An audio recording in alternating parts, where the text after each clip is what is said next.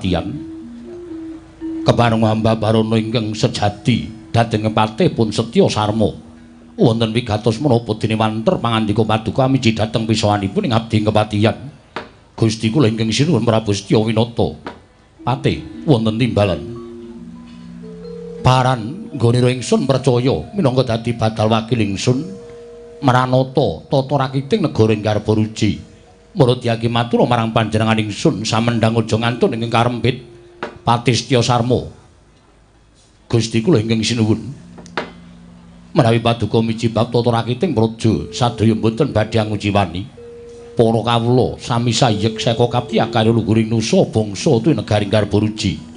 Medhaipun para diperjurit mboten kendhat anginipun sami gegladen olah kridaning aprang sawanci-wanci praja paduka. Katembing marang muka mboten badhe anggepok kunca paduka Gusti kula ingkang sinuwun.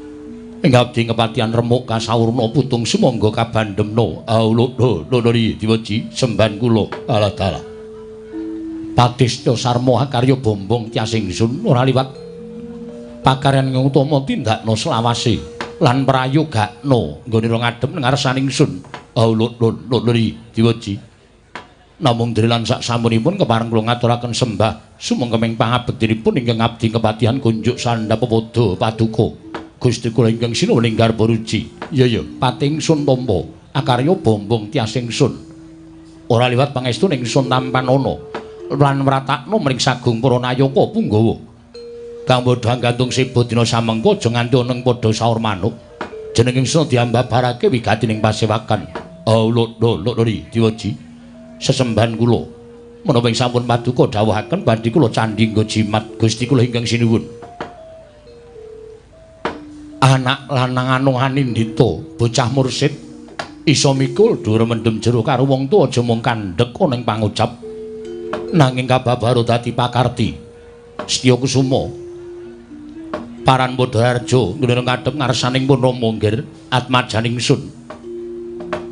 Kawula non Kanjeng Rama tansah pinaringan kawidadan niring sambikala sawanipun ingkang putra manggya Widodha Niskala Durga Mendhak Kala Sirna. Sawan kula manggya Raharja namung kepareng ingkang putra ngaturaken sembah sumangga ping pangabektinipun ingkang putra kunjuk sandhapada paduka Kanjeng Rama Prabu. Sesembahan kula Rama Prabu pengayoman kula wonten ing Madyapada Prapteng Delan sinuwun Prabu ing garba ruci.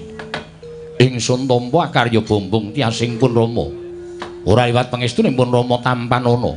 Lha pun dinggo jimat. Paring maestu paduka Kanjeng Rama amawahana kabagyaning gesang kula, amawahana kasantosaning lair batos kula. Atmajaning sun Setya Kusuma ya. Ya mung aja ndadekake kagiat kang dadi atinira kulup. Wektu dina samengko pun Rama ngawe sangganing para nayaka, nglumpukake sangganing para Punggawa sartaning jeneng para atmajaku Setya Kusuma. Wektu dina iki jeneng ingsun nurat bakal ngrembug babagan kaprajan negara ing garba ruci sarta ora nedya ngrembug marang kaharjaning para Punggawa lan nayaka. Ana bab ingkang wigati ing bakal ingsun babarake jroning pasewakan. Mula nggir aja nganti ana rasa jiga pekewo walang ati jroning atinira tumuli maju nggonira ngadhep ning ngarsaning ingsun. Ilangna jiga kelawan pekewo pun Rama bakal mbabarake wigati ning pasewakan. Rama semban kula jimat pengayoman kula wonten ing Madyapada Prapteng Delahan. Estunipun guragapan raos sing manahipun ingkang putra pun Setya Kusuma dene paduka Kanjeng Rama dinten sakmengke keparengan nimbali dhateng sawanipun ingkang putra miwah sangganing para Punggawa nayaka ing garba ruci. Mboten wonten ing kegumana musik salebeting manihipun ingkang putra kejawi namung enggal kula tampi timbalanipun paduka Kanjeng Rama ing mekaten Rama. Daya-daya ingkang putra cemadhong dawuh pangendika paduka Kanjeng Rama menggah menapa ta wigatosipun ingkang putra nedya nganglungaken jangga nelingaken karna mastuti sabda tama paduka Kanjeng Rama Prabu Setya Winata ing garba ruci kepareng hamba baron ingkang sejati dhateng putra pun Setya Kusuma Rama Prabu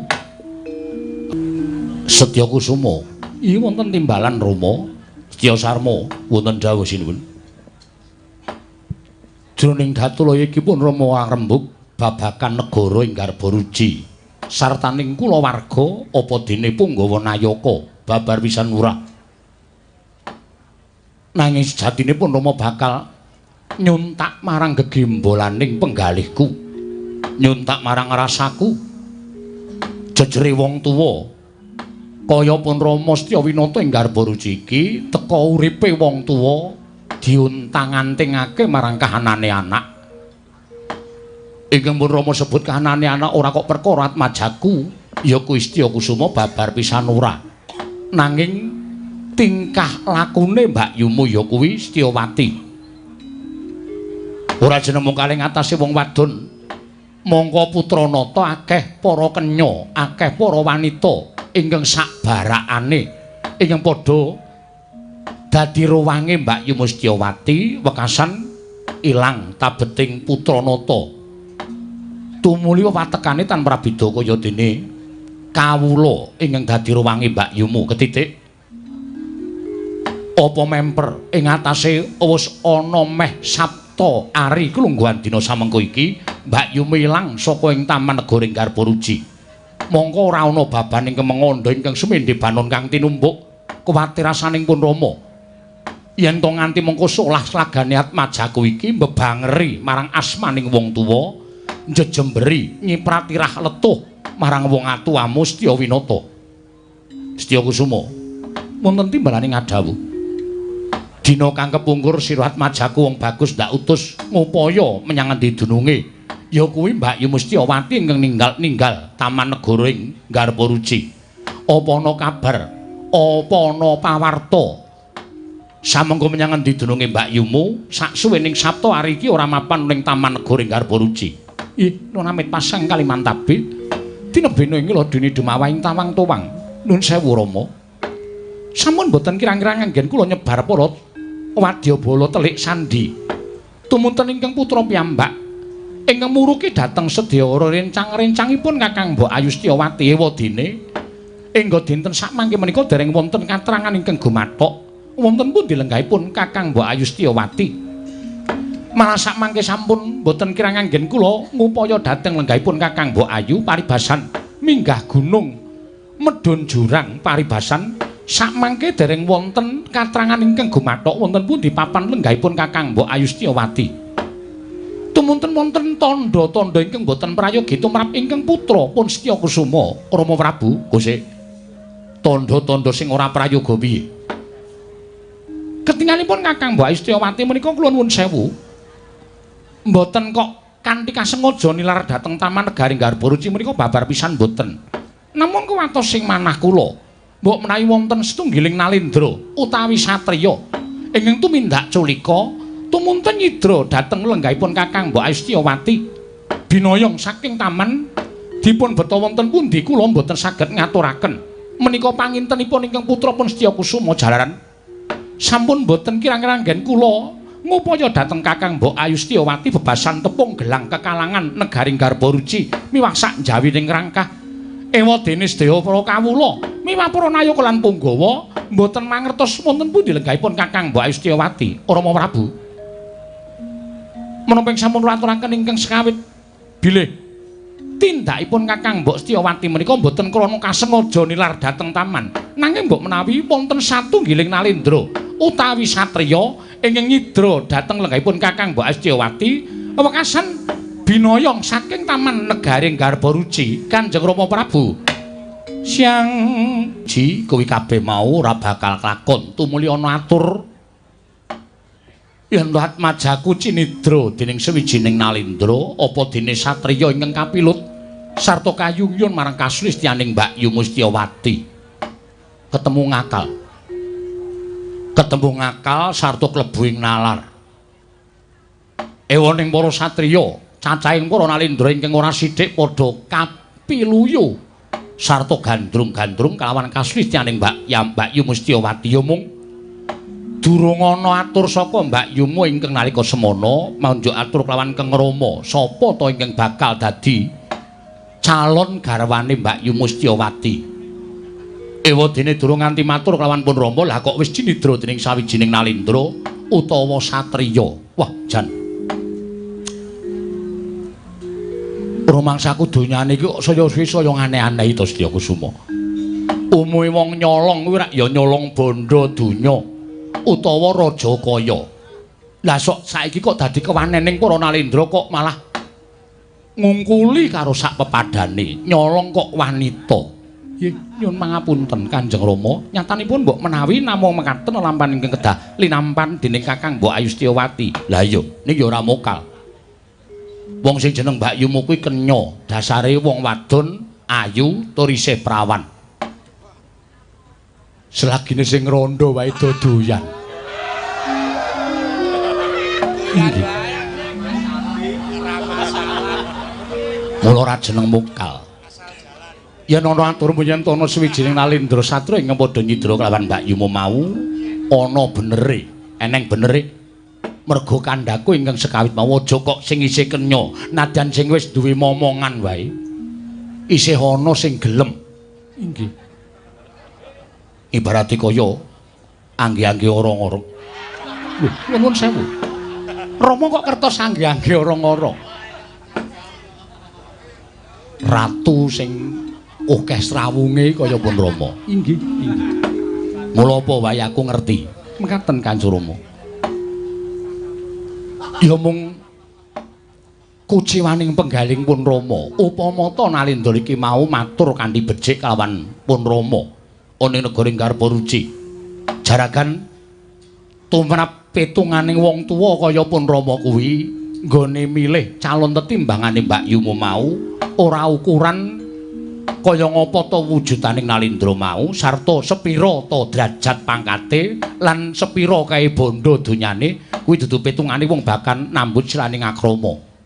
Merga upama Nalendra mau ingkang nyidra kalawan Mbak Yumu mau mbuh sapa sabab seprene durung dingerteni sapa ta nyidra kalawan Mbak Yumu Setyawati gelem sarta duwe niat nembung kanthi becik yen to pancen Mbak Yumu Setyawati kuwi mau saguh nampa mesti wae ora bakal nganggo hitungan kaya sing tak kandhakake, tak dhaupake. Merga pathokane wong nambut sane akrama kuwi mung seneng. Inggih. Tegese upama wong keplok mono tangan loro. Ora ana umume yen to keplok kok tangan siji mesti ora bakal muni. Ih, kasinggihan mekaten. Mula gegarane wong nambut seneng krama kuwi wing seneng yen pancen ratu mau wis seneng karo Mbak Yumu wis padha senenge mesti bakal tak dhaupake. Ing ngangka loro kenceng. Kenceng menika menapanipun? Ingkang kenceng kuwi tekate. Tekad sebaya mukti, sebaya mati, yen abot padha pikul, yen enteng padha dicangking.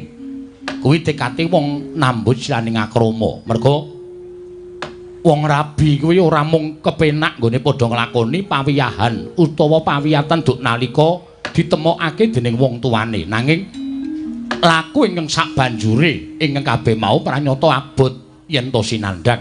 Inggih. Nah yen to wis kenceng atine, kenceng tekate, nadyan kaya ngapa wujudane lan kaya ngapa rasane besok sawise nglakoni salapirabi mesti bakal dirasakake wong loro bejo cilaka, bungah susah. Kabeh mau mesti bakal dirasakake ing antaraning temanten lanang lan temanten wadon. Kuwi yen to wis kenceng tekate. Ih, mekaten Kanjeng Rama. Nanging aja nganti nyolong. Lah yen nyolong iki mau mesti wae rak malah kriwikan dadi grojokan, geguyon dadi tangisan. Tegese upama ta mengko calon temanten lanang kuwi matur apik-apik kawan pun Rama, wong nyatane wis tumindak ala nyolong kelawan anakku, mesti wae ana petungan-petungan ingkang tinemune ganjil ing wekasan dadi tetimbang aku nggonku bakal nampa mantu kelawan Nalendra ingkang wani nyolong kelawan Mbak Yumu mau. Mekaten Kanjeng Rama. Angka loro, upama Mbak Yumu Setyawati kuwi dicolong Nalendra, tumuli gelem dirabi dening Nalendra mau, tegese Mbak Yumu mau ninggal kelawan wong tuwa. Ora taren karo wong tuwa, ora nyuwun pangestu karo wong tuwa. Wong nambut siraning akrama, wong rabi kuwi nek tanpa pangestune wong tuwa, kanugrahan bakal ditutup, lawanging kanugrahan bakal ditutup. Wong mau ora entuk pangestu saka wong tuwa. Monggo sing jeneng wong tuwa ki tangan tengene sing gawe jagat. Inggih. Saunine mesti dadi yen nganti ana uniku sing ora prayoga, mengko bakal ngembet marang uripe Mbak Yumu Setyawati. Kasinggihan mekaten. Mula wektu dina iki aja dikangelan.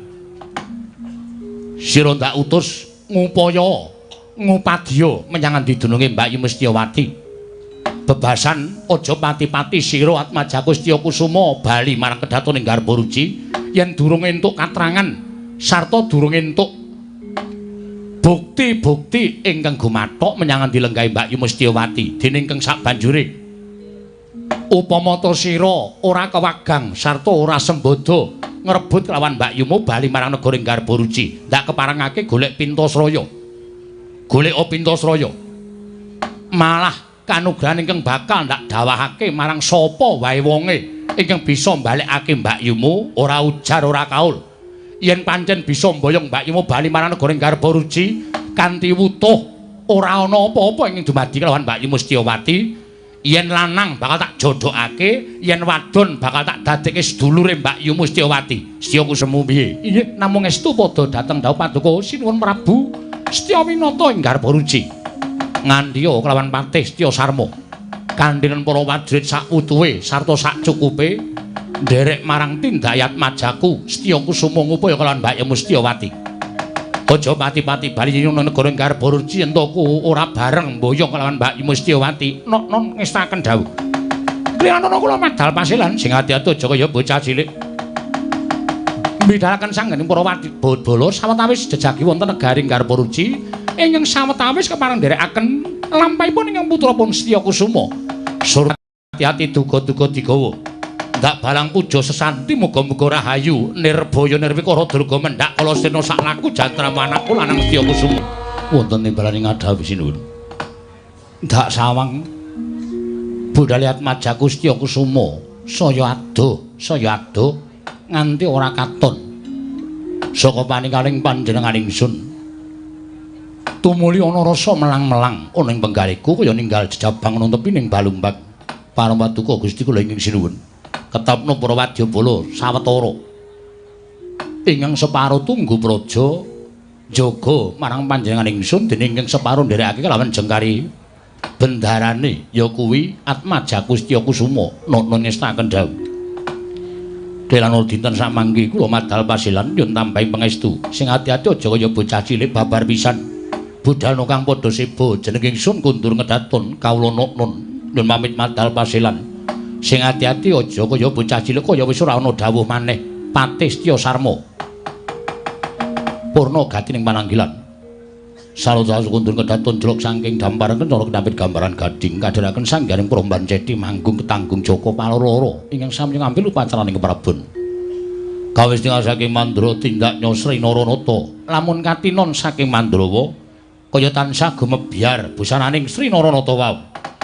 Siwapati wonten timbalaning adhawuh Raden ngantos kagiat ara sing manahipun ingkang putra pun Setya Kusuma dupi kula tampi timbalanipun Kanjeng Rama diwaji kinen ngupadi angulari wonten pundi lenggahipun Kakang Mbok Setyawati ingkang pranyata ujaring para kawula miwah Punggawa lan Nayaka dipun cidra dening satunggiling nalindra mongko nyatanipun kula mboten mangertosi sinten ing nyidra dhateng Kakang Mbok Setyawati menika ingin dadosaken bingung raos sing manahipun ingkang abdi kepatihan Raden lajeng dhateng pundi anggen kula ngupaya kalian jangan dika Raden papan lenggahipun inggih menika Gusti Ayu Setyawati Siwapati wonten timbalan nadyan kados menapa menika sampun dados dawuhipun Alindra ing Garbaruci inggih menika Kanjeng Rama Prabu Setyawinata niki taunana windanana monggo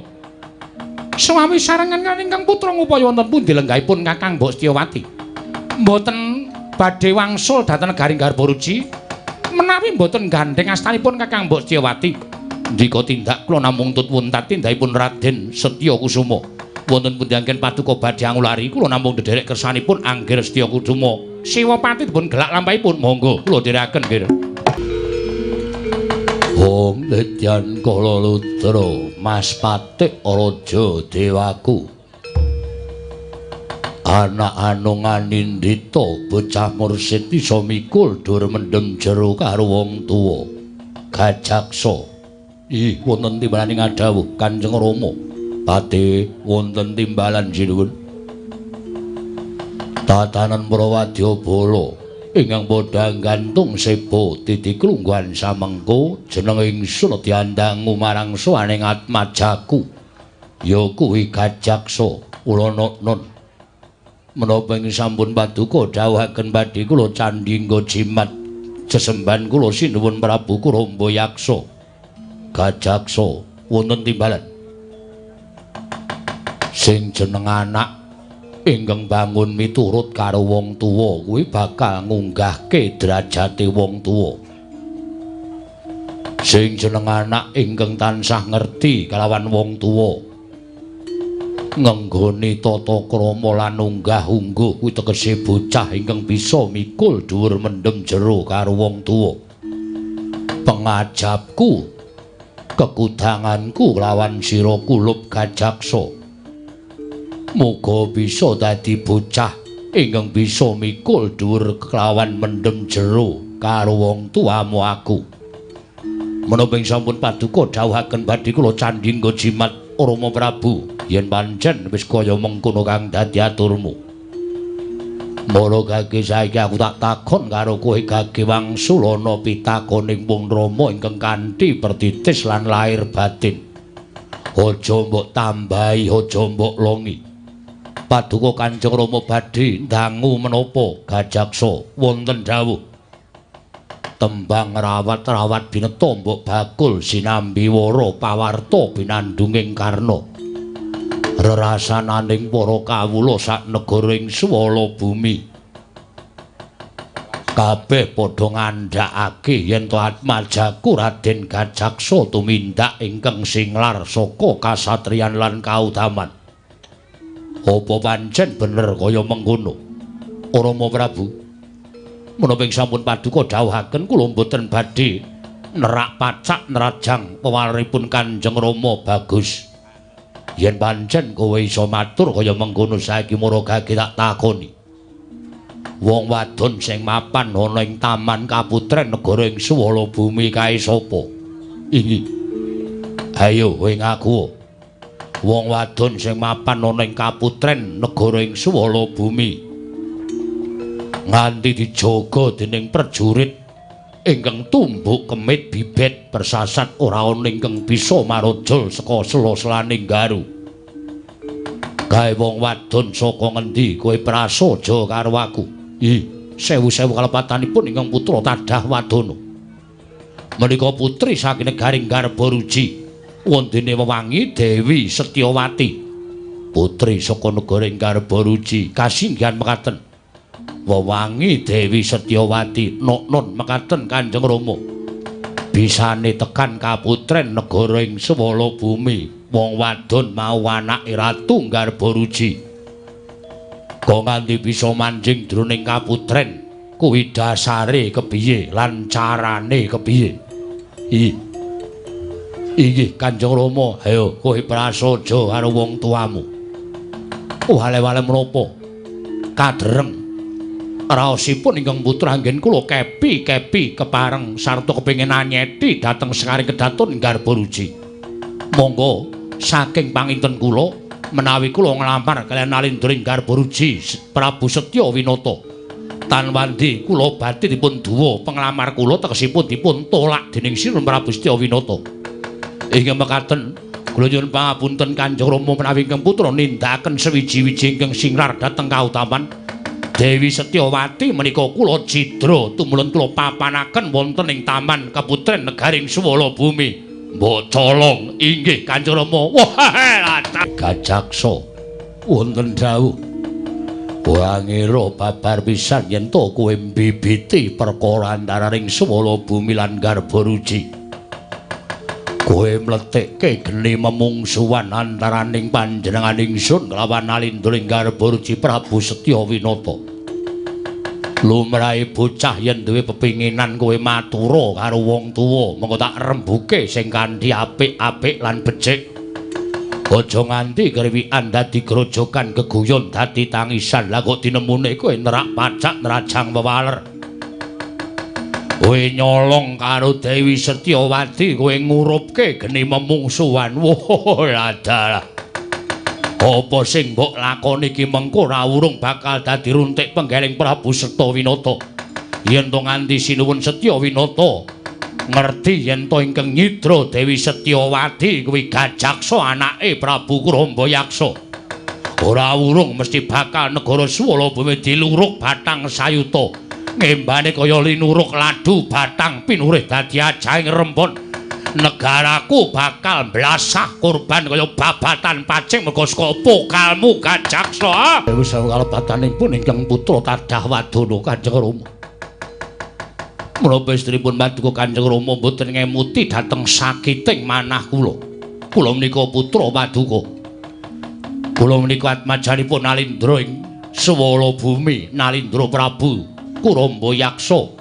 Ingkang putra menika namung putra tunggal ingkang pinjang badhe nglintir keprabonipun Kanjeng Rama Prabu Kurambayaksa.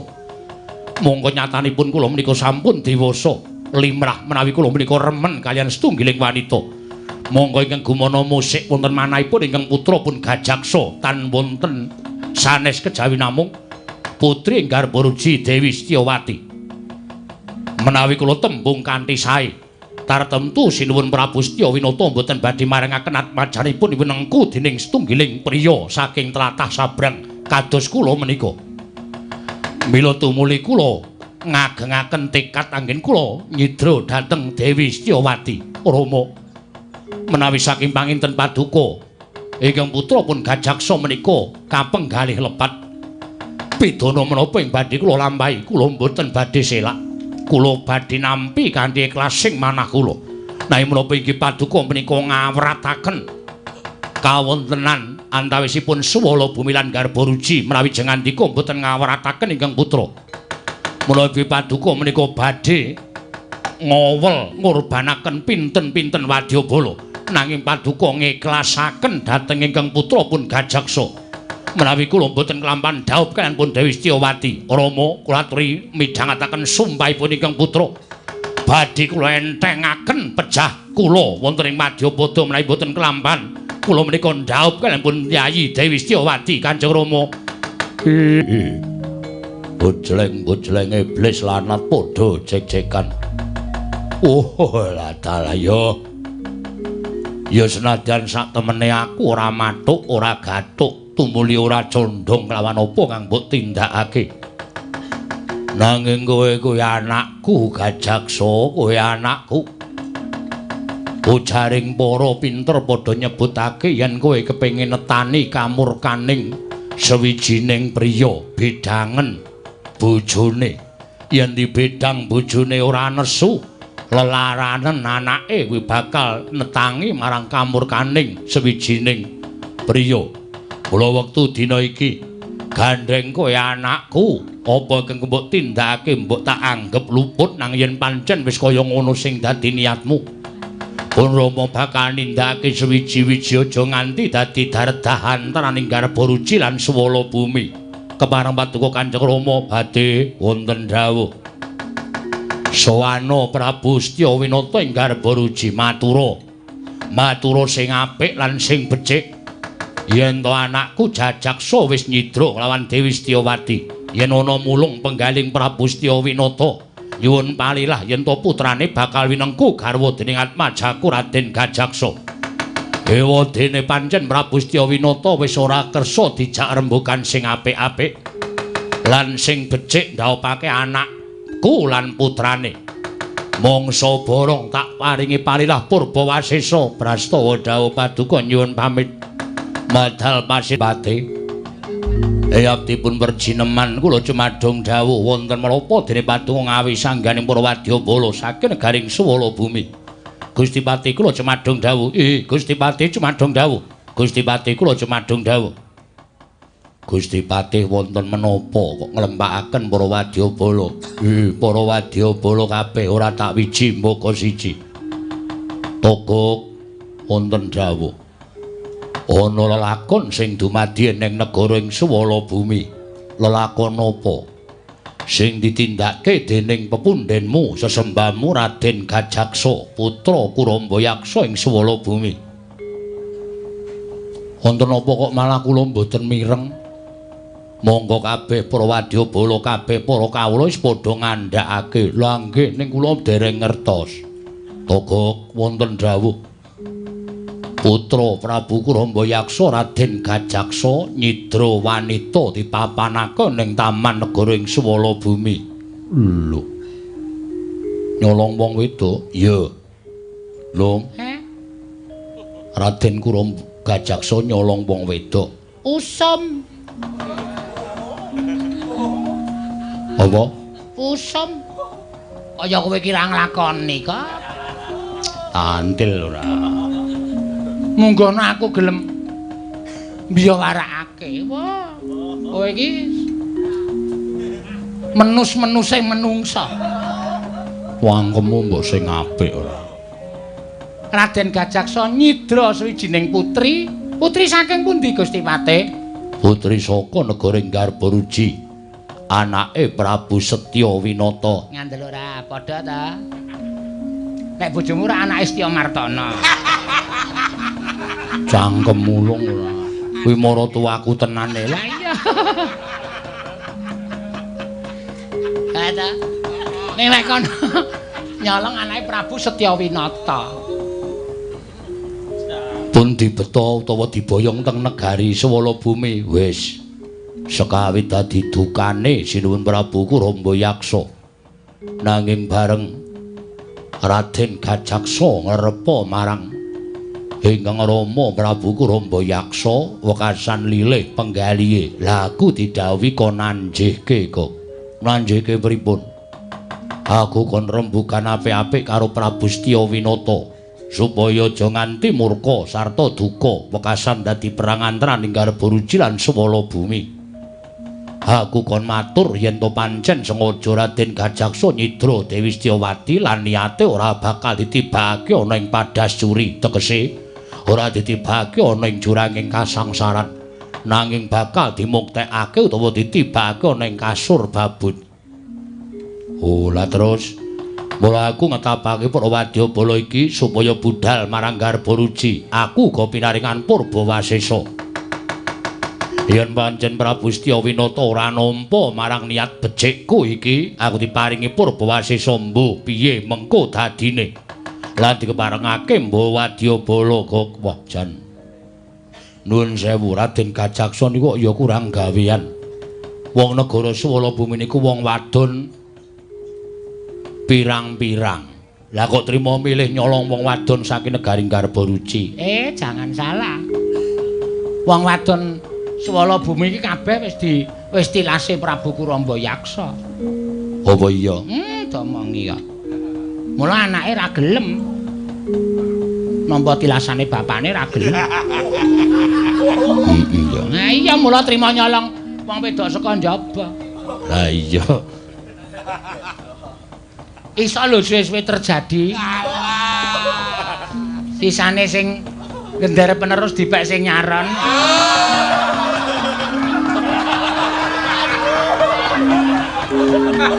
Nek takon-takonan kowe iki anake sapa? Aku anake Santosa. Lho. Ayo padha nglidike kok. Ha iya. Ha iya. Ning nek niat kaya ngono kuwi janjane ya ora apik. Wis ora usah ngandani, kowe iki ngilu karo lelakonmu dhewe. Wong kowe iki ya ngangsa. Ha kowe iki bakul kuwaci barang ya tok oyak-oyak. Mbok ora ditokke. Sumuke.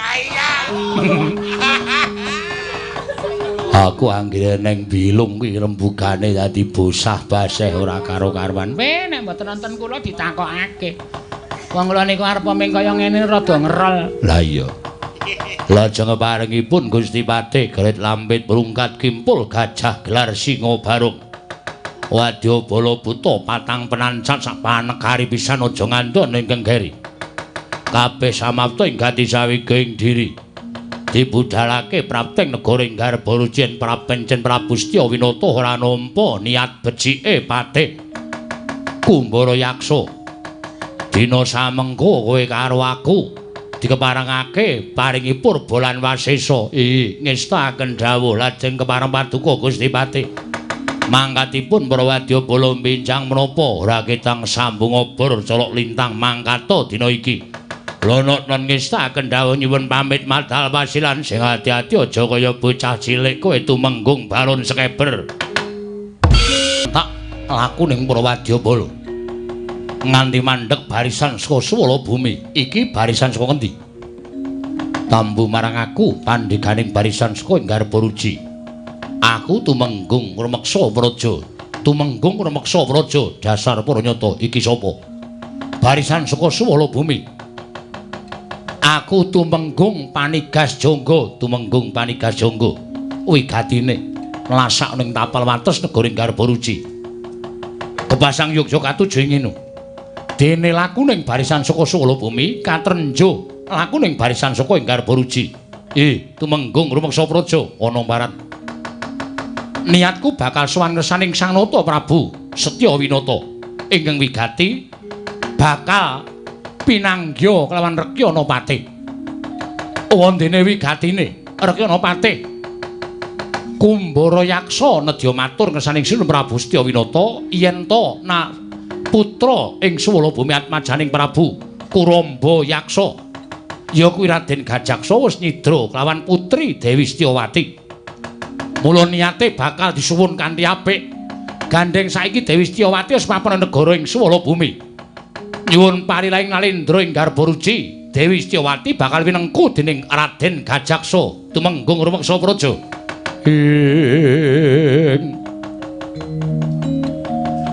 Kagyatri sang kapirang uri nangkul kinempit kempedho sang reknaning bawana. Ya si tukang walang ati.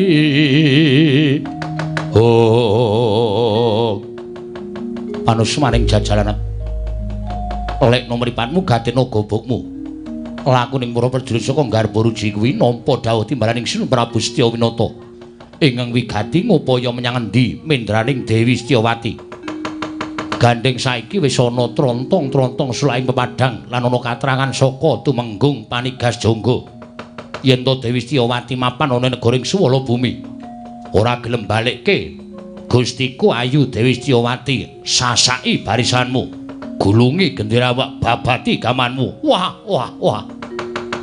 kemewat kaya ngregem jimat kaya wani dilat Persi Abang. Kowe nantang karo prajurit swala bumi wis kandel kulitmu wis atos balungmu. Apa pancen wis sumuk nyawamu kepengin tinjung akhirat ora sanggadakan bebangal. Ora mbok pasrahke Gusti Ayu Dewi Setyawati aja takon dosa. Neng kene bakal ana kuwanda blasah kaya babatan pacing, ora sandadake kan gunem tanpa guna. Ora pene dalan karo tumenggung Panigas Jangga aku minangka dadi pandheganing prajurit saka swala bumi. Keduga nyangking sirahmu, maju jangkal untapke nyawamu keparat kowe Panigas Jangga. Waduh. Wah. Mati aku.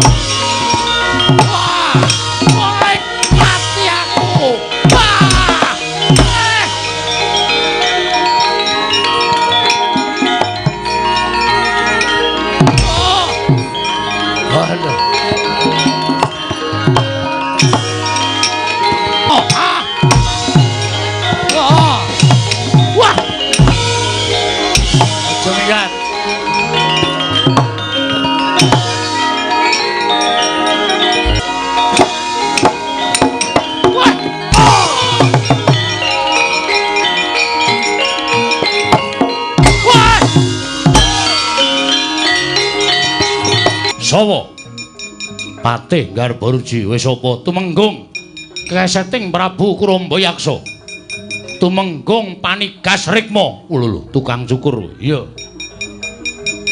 ayo kowe apa aku sing tekaning pati mulugake jajalan wah jebol dadamu wah mati wah wah mati aku.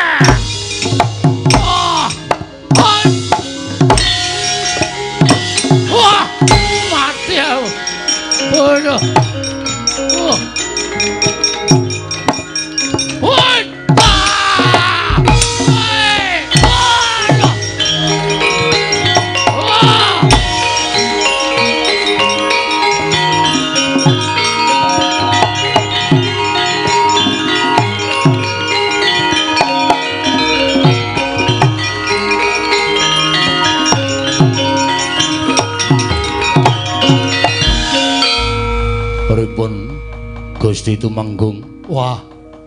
Gok durung nganti tekan negara Garbaruji wis katrenjo barisan saka Garbaruji. Pun ketemu barisan Garbaruji wis malah dadi perang. Wangune niat apik saka Wadyabala Swala Bumi ora ditampa dening wong Garbaruji. Wekasan dadi Bandayuda. Sampeyan mungsuh sinten? Mungsuhku pangkate Tumenggung padha karo aku. Ning nyatane kekuatane ngedapi-dapi. Jenenge Tumenggung Rumeksa Praja. Mungsuh Tumenggung Panigas Jangga. Kalah kok mundur. Mang mundur. Edian. Rumangsaku wong sabrangku ora tau menang ya, Gong. Mboten tau. Teng pundi papan mboten ajeng iso menang. Teng pundi-pundi wong sabrang niku ora bakal iso menang, ambek tanggapan full pun to. Tetep ora menang, wong sabrang niku pancen ditakdirkan untuk kalah. Ngono ya lho. Nggih, mula sampeyan nek iso niku aja dadi wong sabrang, dadi wong tanah Jawa sing critane menangan. Iya. Nggih.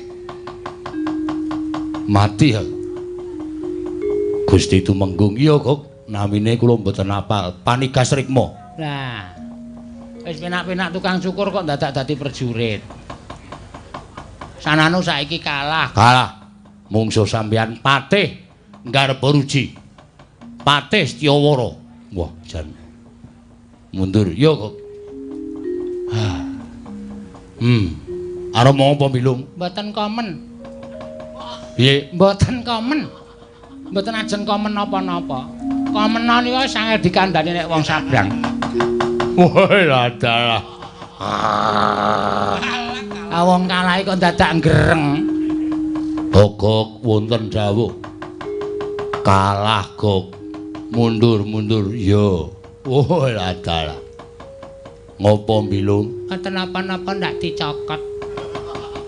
Ngece aku wak cokot ndasmu dadi papat. Ndasmu.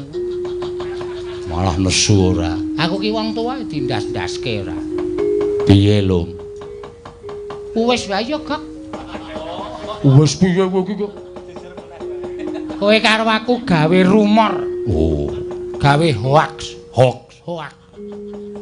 Nek intine prajurit Garbaruji ngamuk nasak prajurit Swala Bumi. Boleh matur karo Gusti Patih. Pokoke Sinuwun Prabu Setyawinata ora nampa niat apike Gusti Patih Kumbara Yaksa. Ha iya. Engko ben matur Sinuwun Prabu Kuramba Yaksa. Ha iya. Lah kok ora diteruske perang? Kesel e kok mangsamu ora. Apa perang kira ngetokke tenaga apa ngetokke? Ha iya. Lah iya.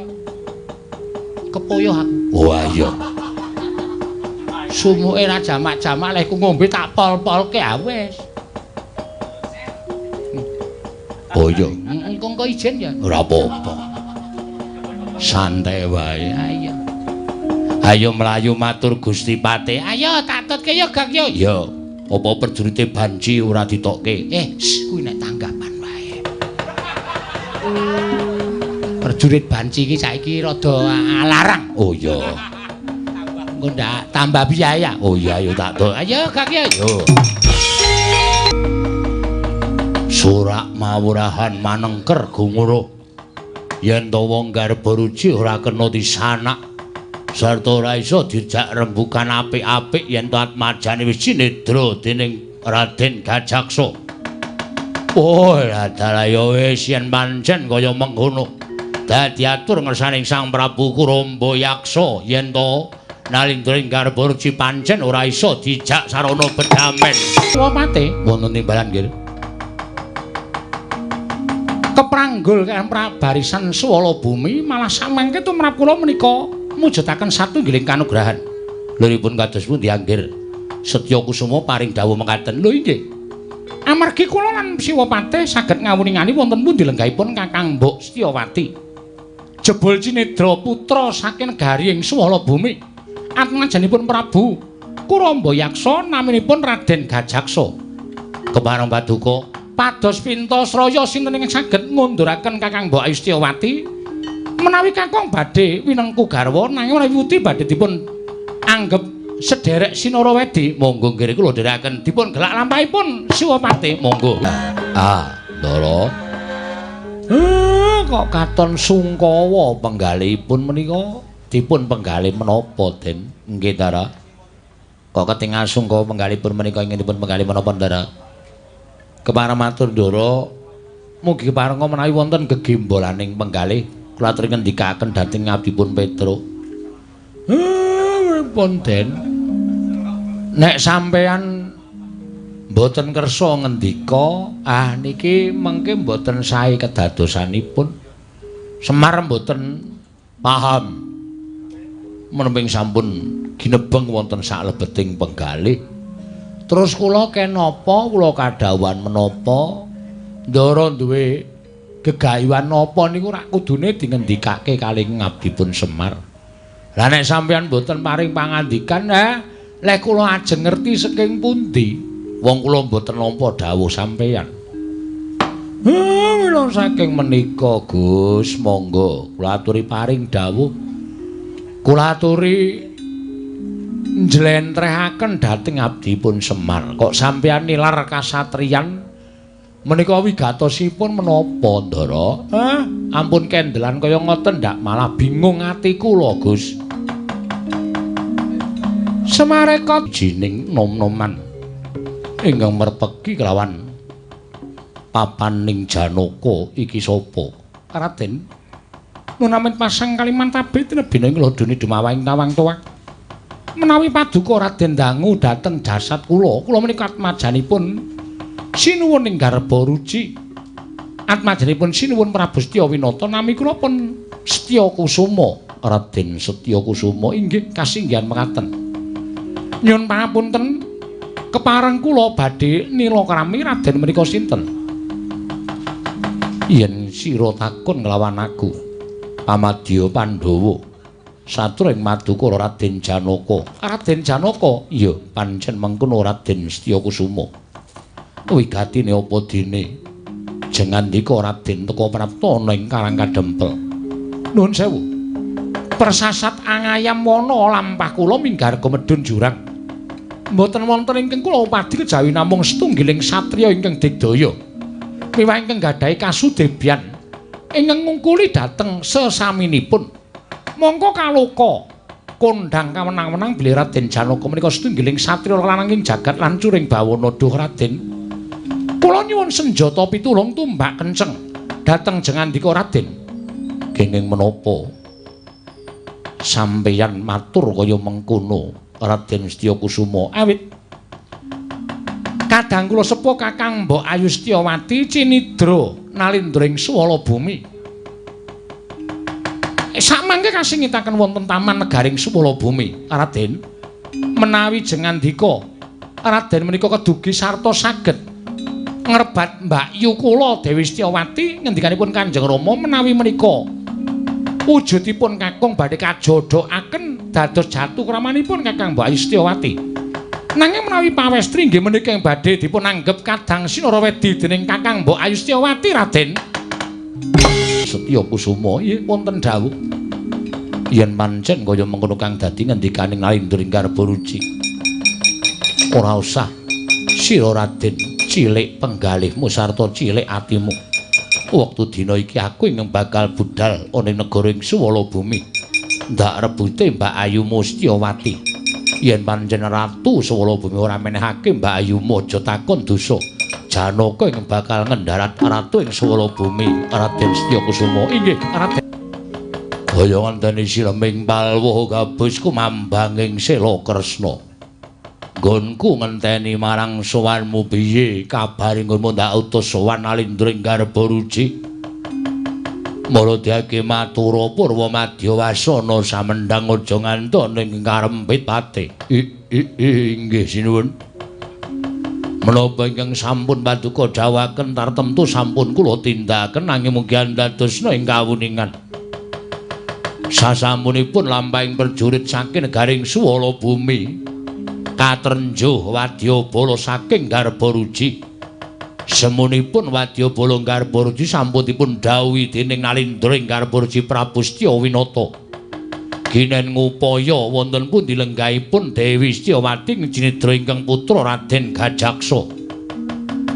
Satemah boten nampi dhateng rembag ingkang sae saking para Wadyabala ing swala bumi. Dados perang ageng antawisipun Wadya swala bumi kaliyan Garbaruci namung nuwun pangapunten Diwaji. Wadyabala swala bumi satemah mundur awit kridhanipun al satriya tuwin senopati saking Garbaruci. Cetha kanthi lelampahan ingkang sampun kula aturaken menika Nalindra Garbaruci Prabu Setyawinata mboten nampi dhateng rembag paduka ingkang ngajab sarana bedamen. Anggenipun ingkang putra sampun anyidra dhateng ingkang putrinipun Prabu ing Garbaruci menika pun Dewi Setyawati. Lah tenan lho. Durung rampung nggonku nampa ature Patih Kumbara Yaksa. Lah kok dadi iki eneng satriya bagus mlebu ana ing negara ing swala bumi sapa? Yen takon nglawan aku panengah Pandhawa satria ing Madukara Raden Janaka. Raden Janaka, iya dasar para nyata. Apa sampeyan ingkang jejuluk Prabu utawa Nalindra ing swala bumi? Ya kuwi sinuwun Prabu Kuramba Yaksa. Ya, aku Prabu Kuramba Yaksa. Yen ngono, pancen kepara nyata ature Raden Setyakusuma. Sinuwun Kuramba Yaksa ingkang nyidra kelawan putri ing Garbaruci ingkang wewangi Dewi Setyawati. Aja kleru. Aku ra nyenggol pakulitaning Dewi Setyawati wonten ingkang tumindak kaya mengkono mau ya kuwi anakku Raden Gajaksa. Kasurung rasa tresna marang Dewi Setyawati mula tumuli nyidra marang putri Garbaruci saking dipapanake ana ing taman negara ing swala bumi. Raden Janaka wigatine sinuwun Prabu Kuramba Yaksa. Aku diutus dening Nalindra Garbaruci Prabu Setyawinata lumantar atmajaning Raden Setyakusuma. Yen bisa dijum sarana aris atmajaning sinuwun Prabu Garbaruci bakal ndak suwun bakal ndak aturake marang sinuwun Prabu Setyawinata ana ing negara ing Garbaruci. Nanging yen to sinuwun Prabu Kuramba Yaksa ngukuhi kelawan Dewi Setyawati, rawi-rawi rantas malang-malang bakal tak putung. Arjuna ora wegah mungsuh Nalindra ing swala bumi sinuwun. Wah, ladalah Raden. Yen nganti Dewi Setyawati mbok boyong marang negara ing Garbaruci, tegese kowe netangis karo anakku Raden Gajaksa. Monggo aku jejering wong tuwa yen to nganti ana ingkang bebeda karo atmajaku tegese netangi marang karmurkaning wong tuane. Kowe kena mboyong Setyawati. Langka ana dhisik kuwandhane Kuramba Yaksa tinimbang aku roh anakku nangis merga kuncatan katresnan. Luwung baya tekaning pati tak wujudi. Yen pancen wis bergugu ora kena dijum sarana aris. Sing gedhe pangapuramu yen to aku kepeksa ingkang bakal maringi pidana marang Nalindra ing swala bumi. Wah, ora minggat getak kamplung putibamu. Ora ngerti kenthang kimpuling lelakon pojok blereting kahanan. Lah kok dadi melu-melu perkarane Nalindra ing swala bumi. Ora Gajaksa, Gajaksa. Gawe repot wong tuwa ning ewadene kowe dadi anakku sapa wae sing areng ngrebut tetimbangane anakku Gajaksa. Aja kuwatir le. Wong tuamu sagun ndepani pati uripku bakal tak totohake le. Rudayong pak pong bu bolong kali cudre sapa sing gawe. Lah ora mokal kok dadi gara-gara sumundala ning awiyat. Nganti gawe gegering para widodara widodari hapsara hapsari padha nungsang puyang numbuk bentus gudel bingung playune. Merga ora kuat ketaman gara-gara. Lah kok jebul Ndara Dasih ngendikane Wang Pikulun Jatimurti ki ora pangling wayah ulun. Setyaki ing laku tapa nanging ora slamaking wong laku prihatin. Lah kok mapan ning jroning wit gurda. Lah Setyaki ngger wayah ulun Wresniwira. Mara juga ronggonmu tapa, Nger? Wit gurda ulun grayang mugot ambyar dadi sewarang-warang. Juga ronggonmu tapa ya Kulup Setyaki? Aturaken sembah pangabekti kula kunjuk ulun. Dalem tampa akarya bombong tias ulun. Ora lihat pangestu ulun tamanono ya Kulup Setyaki. Lho mendinggo jimat paripin dayane kasantosan. Kita laku tapa? Monggo wis suwe nggon kita nglakoni tapa ning sajroning wit gurda. Setyaki, wonten timbalan. Apa to kang dadi darunane dene jeneng kita nglakoni tapa? Apa ana pamundhut saka sira Kulup marang para Jawata? Apa ana pamutah saka sira Kulup Setyaki marang para dewa? Ulun wale-wale menapa?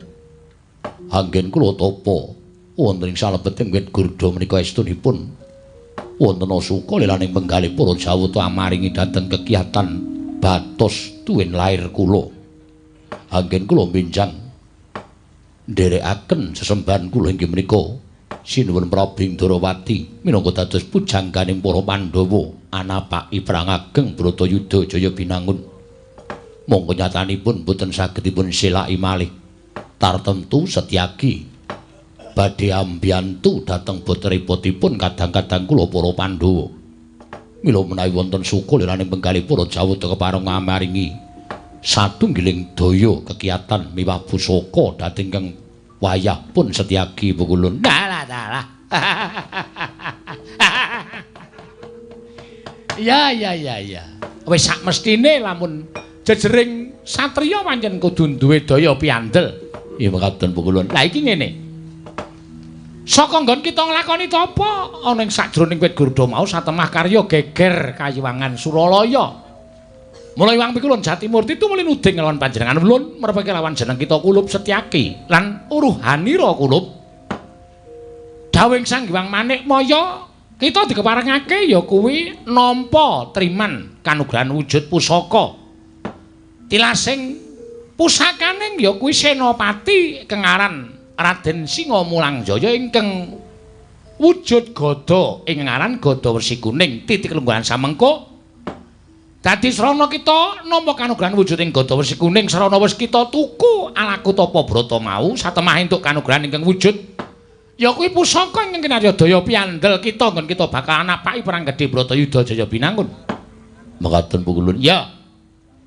Kita bakal nampa wujuding pusaka. Ngaturaken panuwun ingkang tanpa pepindhan kejaba saka kuwi kinarya jangkep supaya wuwuh kekuwataning pusaka Gada Wersi Kuning ana dawuh Sang Hyang Jagat Giri Pratingkah ingkang kudu kita lakoni. Menapa Pukulun? Setyaki gandeng temeka dina samangka kita kuwi durung duwe tetimbangan tegese durung ana wanita ingkang njajari kelawan urip kita. Mula wektu dina iki kita bakal kuat saya sentosa kekuatan kita. Wis pinaringan wujuding Gada Wersi Kuning uga kita kudu genepi syarat srana kinarya jangkeping kasantosaning Gada Wersi Kuning kita kudu dhaup kelawan sawijining putri saka negara Garbaruci kang aran Dewi Setyawati. Nah, mongko wektu dina samangka Dewi Setyawati kuwi lagi wae ilang saka negara Garbaruci cinidra putra saka negara Suwala Bumi. Atmajaning Prabu Kurambayaksa ingkang jeneng Raden Gajaksa. Kurambayaksa lan Gajaksa mau mesti tiwakyaning mangsa kala kudu mung tekan semene tulise tegese kita kudu bisa mateni lawan Raden Gajaksa lan nalindring Suwala Bumi ya kuwi Raden Prabu Kurambayaksa. Sawise Kurambayaksa tekaning pati Gajaksa tekaning pati kita dhaup lan pun Setyawati lan keparenging dewa negara Suwala Bumi minangka dadi kasatriyan kita Nger Setyaki. Sarating pandam sumula amadangi jroning pasarean ngenangi wadana katon remu-remu kalingan ngangreng sang dyah manah hengkung sumungkem kuling mekaten Pukulun. Ya menapa sampun dados dawuh paduka ingkang wayah mboten badhe nyelaki tartemtu kula namung sendika ndederek. Bagus. Kanthi cara mengkono pusaka kita tampa. Sawise kaya mengkono kita enggal lumarapa ning negara ing Suwala Bumi ngrebut kelawan Dewi Setyawati. Menawi sampun paduka dawuhaken kula namung tansah ngestu padha keparenga sak mangke maringaken wujuding gada wesi kuning. Gada wesi kuning kinarya sarana mateni Raden Gajaksa lan Prabu Kuramba Yaksa. Kita tampan ningger lan kita budhal saka alas kene lumarapa ning negara ing Suwala Bumi. Nyuwun tambahi pangestu paduka Hyang Adi Pukulun. Dipun tepangaken kula menika putra ing garba ruciat majaning Prabu Setyawinata nami kula Setya Kusuma. Raden Setya Kusuma inggih panjenengan Setyawati ingkang cinidra nalindra ing Suwala Bumi. Nanging jebul mboten mangga pulya. Tumuli kula lumajar pados Pintasraya malih kepasang yogya katujuh ing inu. Dene lampah kula pinanggil kan Raden Setyaki Raden. Menapa wonten sukalelaning penggalih paduka keparenga ami tulungi dhateng Mbakyu kula Setyawati ingkang cinidra nalindra ing Suwala Bumi. Prabu Kuramba Yaksa. Menawi jengandika Raden kedugi ngrebat Mbak Ayu kula. Samangke panjenenganipun Raden Setyaki badhe kadhaopaken kawan Mbakyu kula Dewi Setyawati Raden. Raden Setya Kusuma wonten timbalan. Jumbuh karo dawing-dawing ingkang wis tak tampa. Mbok menawa keparenging dewa wis dadi garising Setyaki nggone bakal amengku garwa lawan Mbakyumu Dewi Setyawati. Tuduhna papaning negara Suwala Bumi. Monggo Raden kula dherekaken. Nyai Setya Kusuma ingkang prapta ning taman negara ing Suwala Bumi. Inggih, Mbakyu. Kakang mbok kula ingkang sowan bebarengan kelawan sawijining satriya menika Raden Setyaki. Wondene wigatosipun dene kula sowan wonten ing jujumujuk wonten ing taman. Sayekti pancen larapaken Raden Setyaki. Ingkang sakmangke sampun minangka srayanipun Kanjeng Rama Prabu Setyawinata. Supados Raden Setyaki samangke badhe amboyong jengandika Kakang Mbok prapteng negara ing garba ruji sowan Kanjeng Rama ngaturaken panuwun ingkang tanpa pepindhan Raden. Menawi tetela mekaten lajeng benjang menapa anggen paduka badhe mboyong dhateng jasad kula sowan dhateng tiyang sepuh kula Sinuwun Prabu Setyawinata dina iki uga Dewi Setyawati ayo tak boyong tak papanake ana ing Kancing Gelung. Yen pancen mengko ana tantrimane nalindra ing Suwala Bumi apa dene satri ingkang nyidra kelawan Dewi Setyawati Setyaki bakal tanggung jawab. Aduh Setya Kusuma Raden Setyaki ngaturaken panuwun monggo kula dherekaken anjur penak wae njur mak delujur. Dewi Setyawati digawa karo Raden Setyaki diboyong karo Raden Setya Kusuma. Iya, Pak.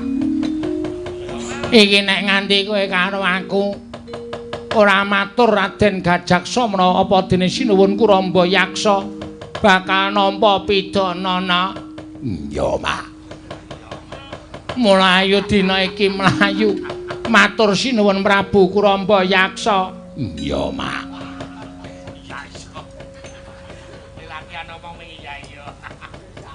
Kowe kok wis ming metu esuk-esukan kok ya ora betah melek. Iya, Mak. Mulayu budal dina iki no. Iya, Mak. Sak karepmu. Iya, Mak. Wah. Wah,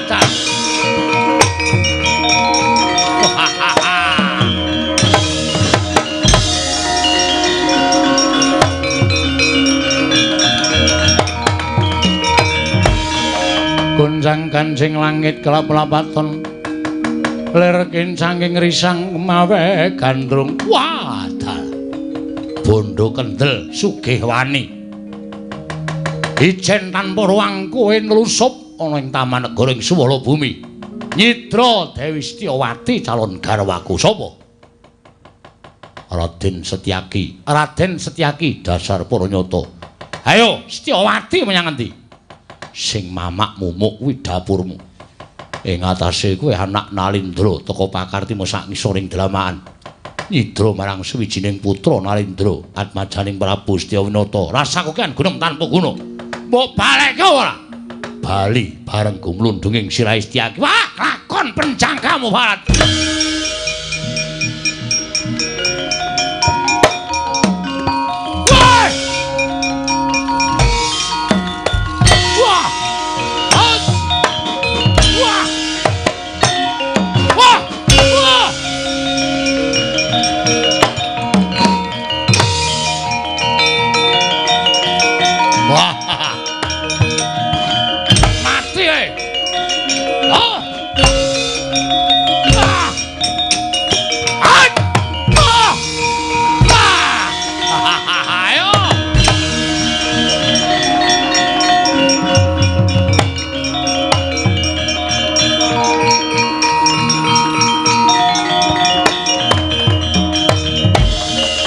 Sang kancing langit kelap-lapaton lir kincanging risang mawe gandrung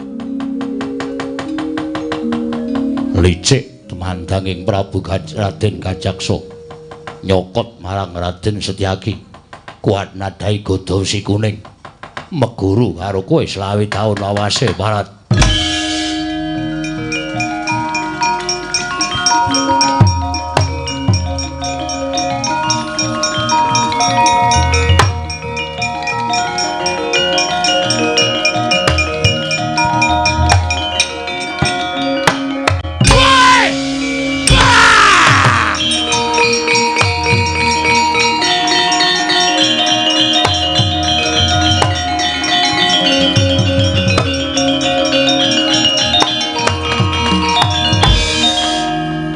Babah depani Bantala pecah sirahmu mangsa isa dikukup. Ayo sapa sing ora nrimake patine Raden Kajaksa? Wah anakku mati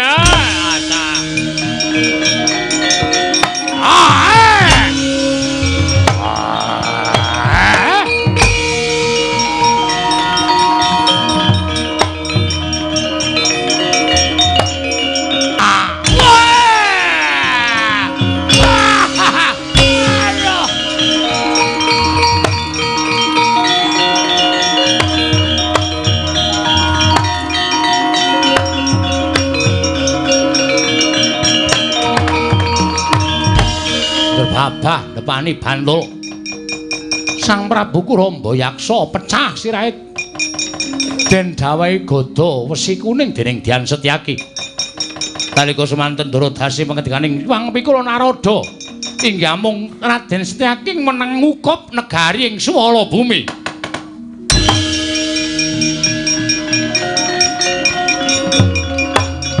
Kasinggihan mekaten Kakang Mas mboten pangling Kakang Mas Arjuna ya pancen kepara nyata.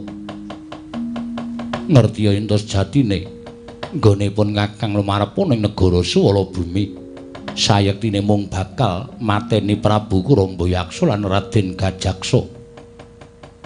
Ingkang miturut aturing Raden Setya Kusuma Nyidra kelawan Dewi Setyawati Setyaki mugi andadosna ing kawringan Raden Kajaksa sampun sirna. Prabu Kurambayaksa sampun pejah negari Swala Bumi kula ingkang ngukup. Dewi Setyawati badhe kula aturaken sinuwun Prabu Setya Winata ing garba ruci Setyaki wonten dawuh ingkang mestine ngukup Setyawati dudu Setyaki nanging Arjuna. Jalaran Janaka ingkang luwih dhisik nampa sraya utawa sinarya dening Nalendra ing garba ruci dudu Dimas Setyaki kewareng paduka. Monggo sejatine adreng rasaku nggonku kepengin mengku garwa kelawan Setyawati. Dimas mara saiki Dewi Setyawati tak jaluke siadi ngaku yen to ingkang bisa mateni Prabu Kurambayaksa lan Raden Kajaksa mung Raden Janaka. Nyuwun pamunten menawi keperkawis ingkang saged mejahi Raden Kajaksa lan Prabu Kurambayaksa tetep ingkang rayi pun Setyaki nanging menawi jenengan ndika Kakang Mas badhe garwa tuwin tresna kaliyan Dewi Setyawati kula aturaken tangan kula kekalih Kakang Mas.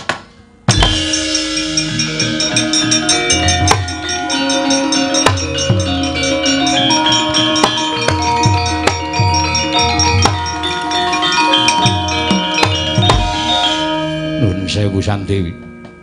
Mboten ateges kula badhe ikhlas kelan panjenengan namung nyatanipun kadang kula sepuh panengah Pandhawa Raden Janaka sampun gadhahi raos tresna dhateng Sang Dewi Setyawati. Mila kula aturaken tangan kula kekalih dhateng kadang kula sepuh. Dosa menapa menawi kula nyandhang menawi ngantos kula awel nyaosaken Dewi Setyawati dhateng sesembahan kula inggih kadang kula Werda Raden Janaka Gusti Ayu. Nuwun sewu Raden. Mboten ateges kula badhe anduwa dhateng keparengjengan ndika Raden. Namung menapa inggih sampun satrepipun ing atasipun ingkang kedugi mupuh sayembara menika Raden Setyaki teka ingkang badhe anggarwa dhateng jasad kula jengandika Raden Janaka. Mila kula nyuwun pangapunten jumbuh kan ngendikanipun Kanjeng Rama Setya Winata ingkang saged mupu sayembara Raden Setyaki ingkang kula pasrahaken jiwa raga kula dhateng Raden Setyaki mboten dhateng priya sanes.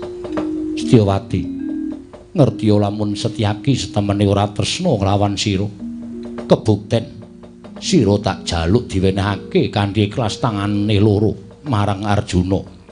Mula Kang Sangga kuwi ora usah dadak walang ati aja sangga runggi.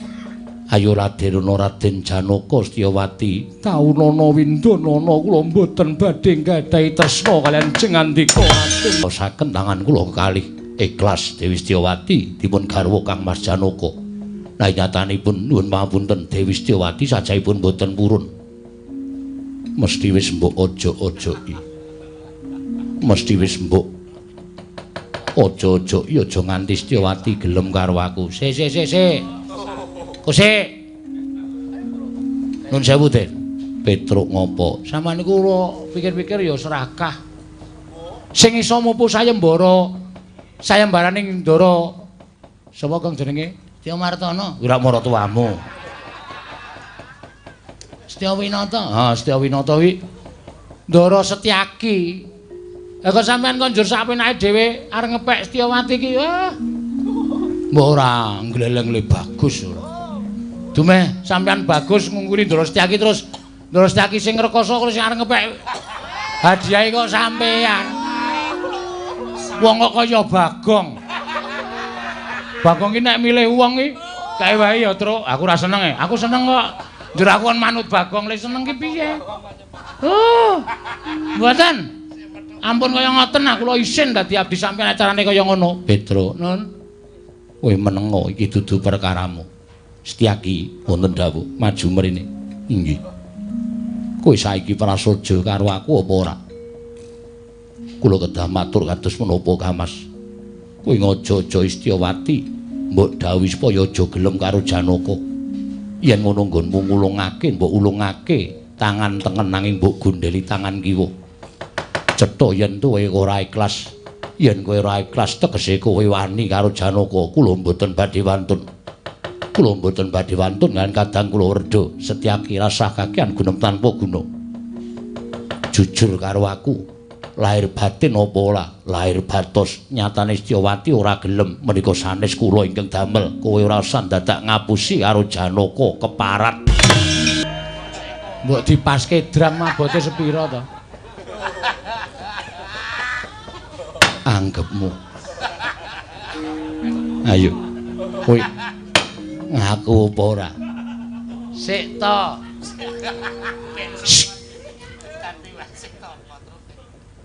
Niki niku wis jujur. Lahir batin. Lah kok sampean kok plak-plek. Piye to kowe? Sampean jujur nggih, Den? Jujur, Petruk. Lah, niku pun jujur. Nek ora jujur mesti Ndara Setyaki ndelikke, kula mboten sumerep Setyawati mesti ngoten. Ning wis jujur kok isih dicuthuki sampean niku wah jan. Wah, lah arep nemoni lelakon apa Petruk rasah cerewet. Iki perkaraku. Gong, ewangi Gong. Ora aku seneng ro kene kok. Mengke nek Setyawati kersa dipek Ndara Setyaki nggih kula nggih.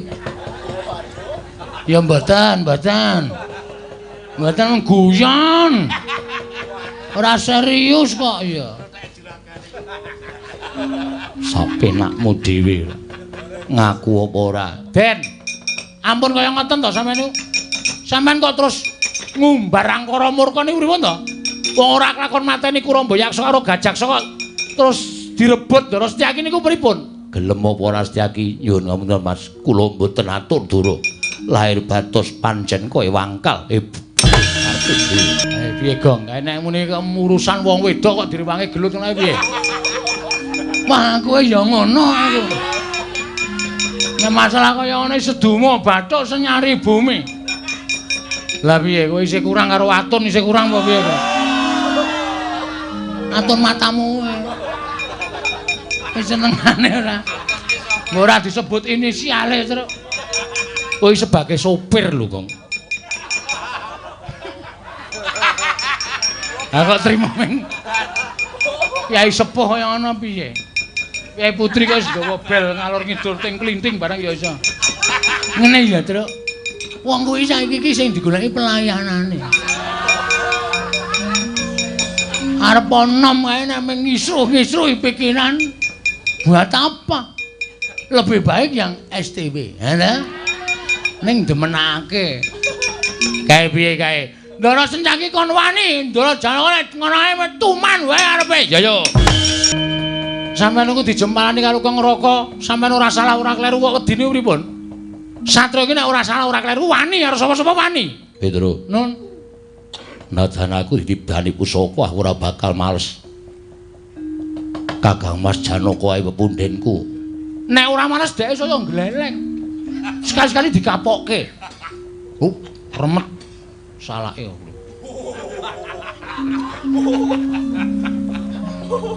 Kaya kula karo Bagong nek kira-kira kula kalau tuthuk. Lho mari lho sebenarnya. Aku ora wani. Kudu wani. Ora wani Petro. Wah, sampeyan niku pripun to? Ora wani satriya. Senopati Ndarawati ora wani karo Ndara Janaka ini njur pripun? Pripun kula takon. Kowe iki omong apa? Mbok lek wis ora jelas anggere esuk-esuk wis ora jelas lho. Ning kula suwun wantun. Ora Petro. Nek ora wani terus ajeng pripun? Aku arep mlayu sowan Sinuwun Prabu Setyawinata. Wigatose ngundurake Dewi Setyawati. Dewi Setyawati pun mlayu. Gawe mesti kundur marang negara ing garwa ruci. Doyak mawon. Iya Petro. Sampun sumebar warta saindenging jagat. Nalindra ingkang pasuryanipun langking kados mekaten menika Nalindra ing Ndarawati. Inggih sinuwun. Kula Nalindra ing Ndarawati pun Prabu Sri Bathara Kresna kula ngaturaken sembah sungkem kula kunjuk. Inggih dawah sami-sami. Menika rayi kula satring nunggul pawenang Raden Werkudara. Wigatosipun nitik sasmitaning dewa ingkang kula tampi nalika kula angulari wonten pundi dunungipun kadang kula Dimas Setyaki. Sasmitaning dewa ingkang sampun kula tampi Setyaki badhe timbul wonten negari ing garba ruci sinuwun. Setyawati wonten dawuh wusesa mlayu saka negara ing swala bumi. Mboten namung mlajar namung ingkang nyidra dhateng jasad kula sampun pejah. Lho, wis mati. Sampun. Sapa sing nyolong? Putra Nalindra ing swala bumi atmajanipun Prabu Kuramba Yaksa namipun Raden Gajaksa. Dipun pejahi dening Raden Setyaki inggih ingkang wonten pepengkeran kula menika Rama. Lah terus Kuramba Yaksa ugi sampun pejah. Lho, sing mateni Raden Setyaki. Satemahing putra saged uwal saking regemanipun Raden Gajaksa tuwin Prabu Kuramba Yaksa. Wiladal. Yen ngono ingkang isa ngluwari lan atmajaku wong ayu Setyawati, Raden Setyaki. Kasinggihan mekaten. Raden, kula ngaturaken panuwun ingkang tanpa pepindhan. Dawah sami-sami sinuwun. Setyaki wonten timbalan. Kok lunga saka Ndarawati dados kegiatan lair batos. Wujute sampun pikantuk nugraning dewa nami Gata Wesi Kuning. Iladala. Maha ingkang rayi sampun saged bedah negari ing swala bumi keparinging Sang Hyang Pikala Narada. Swala bumi dados papan. Inggih menika dedhepaipun ingkang rayipun Setyaki inggih dados kasatriyan kula, Prabu. Ya wis. Saiki mengkari manut karo kersaning Sinuwun Prabu Setyawinata, sinuwun. Kula sampun nate matur sapa sing isa nulungi kaliyan anak kula yen lanang tak jodohke yen wadon kula aken-aken dados derek gandeng ingkang saged mangsulaken utawi ngunduraken anak kula menika Raden Setyaki mila klilalana. Raden Setyaki bari kula jodohaken kaliyan anak kula pun Setyawati. Piye? Kula kantun derek. Raden Setyaki kados pundi? Kados pundi kok Prabu? Wis to, ora dadak taren, gelem ngono wae ngopo to? Estripun kula dereng kepingin. Alah wis to. Mbangane jajan. Oh iya wis to akan to.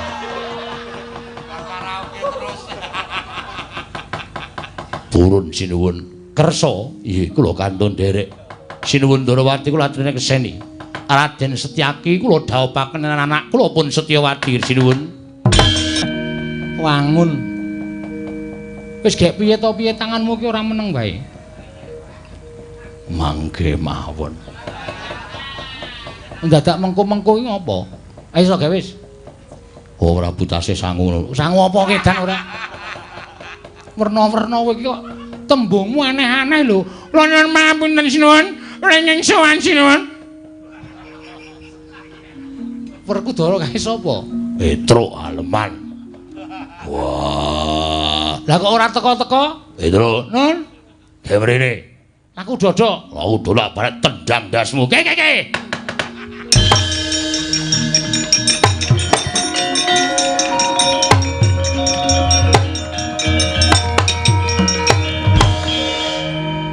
Lho, menika sinten? Menika abdi kula Petruk Kantong Bala. Wonten menapa? Petruk eneng apa? Kang Rayi. Sapa? Ndara Janaka. Lho, Janaka ngopo? Ndara Janaka niku seneng kali Dewi Setyawati ning ra iso mateni Prabu Kurambayaksa, ora mati iso mateni Raden Gajaksa. Bareng Setyawati niku diwengku dening Raden Setyaki dijaluk. Setyawati ki tekku. Lho. Lah terus Ndara Setyaki nggih maringaken ning Dewi Setyawati mboten purun. Ndara Setyaki diajar wau teng Jawa. Lho. Setyaki diajar neng Jawa apa neng Jaba? Ameng wong kleru kok. Gau. Yen jeneng wong kleru ki ra ya ora entuk. Ora ana kakang adine to. Mula nek omong ki cangkeme ditata. Ora usah kesusu-susu. Omong cangkem bature kok jembambasan ora. Ya atos. Ki suarane nek dirasake atos tenan. Asli. Nek gandeng aku wong sabar ya ora apa-apa wis. Mula sing ditata, Setyaki diajar endi? Teng Jaba.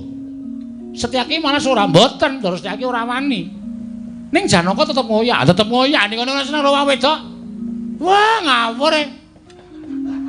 Nek urung kecekel urung mandeg kene kok. Ning nek wis kecekel ya men, ha? Mula kerep kapusan Ndara Janaka. Pusan iki ora mung sithik, puluhan yuta ngene kapusan. Ora kapok-kapok kok ya. Werkudara piye? Setyaki takone manira Janaka apa kowe sing ngelikke Janaka? Wah, elikke. Nek arep elikke metu njaba kono Janaka elekno adimu kok kaya ngono iki piye? Yo.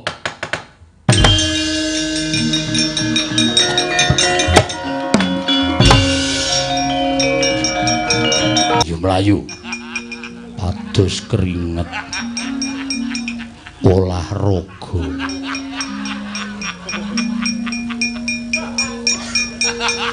Janaka ora logra apa kleru ayo ogah aku kowe gak aku nek carane ngene iki jenenge ora adil. Nek abdine sing kleru ling ngece sak penake nek juragane kleru dhece ngeplak ogah aku. Ora ogro dasmu. Wong tuwa dunake dadase. Ora trima iki. Ayo, pripun? Piye, Ndara Setyawati wis dawuh karo Ndara Setyaki arep njaluk apa piye? Sing arep njaluk sapa? Ora ana wong njaluk. Weh. Arep selak. Arep kumbi. Bawang. HP-mu le. Xiaomio ile. Rekamane. Taturke Ndara Werkudara. Oke.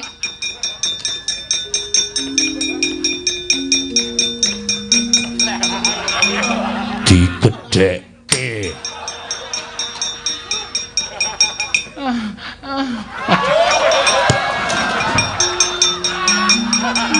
Piye, Gong? Kleru le nyetel.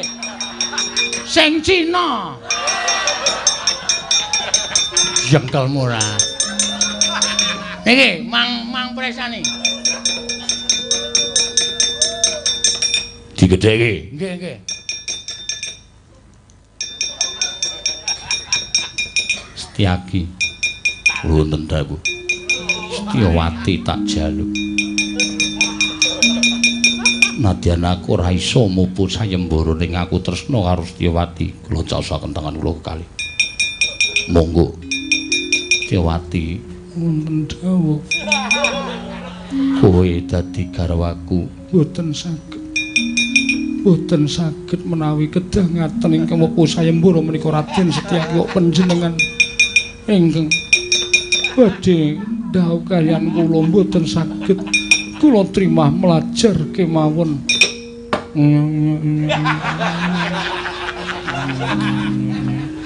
Iki karawitan ngendi? Mboten ngerti. Elek kaya ngene. Setyaki yen ngono kowe ngojo-ojo Istiawati, mboten aman kula mboten ngojo-ojo. Nya tampan ono Setyaki.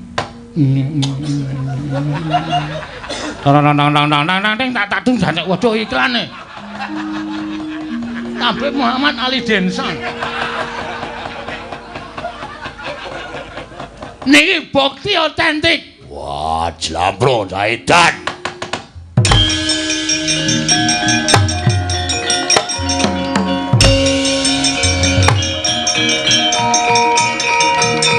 Sing-singke wong gerak. Wah, adikku. Kowe mirang-mirangke aku. Werkudara.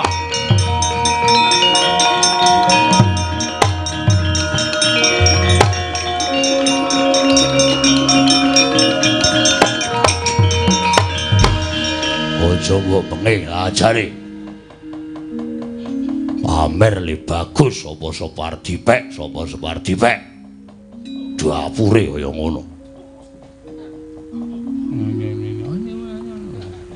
Patenono bongku iki susu ora. Aku iki sik ndelok isih seneng e.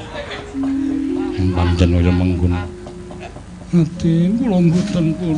Monggo kula tanggal karo. Gong bungkus seneni lho. Lagi wigat. Mati dening aku.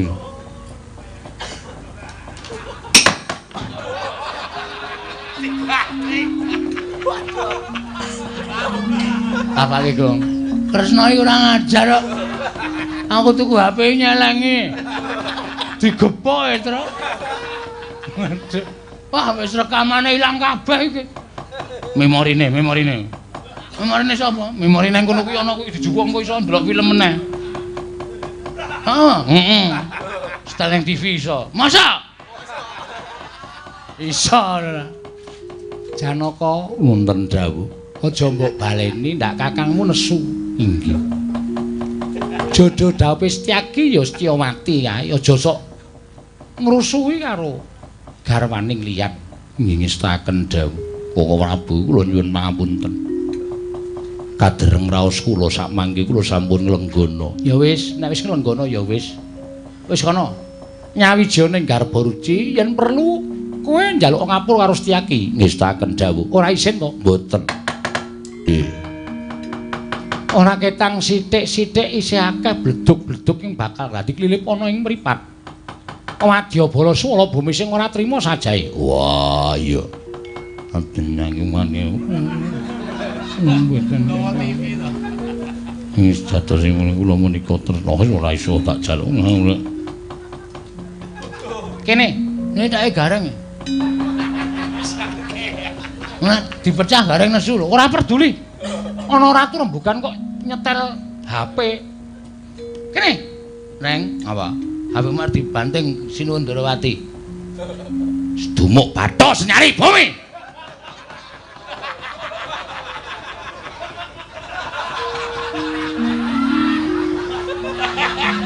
Karo garenge wedi.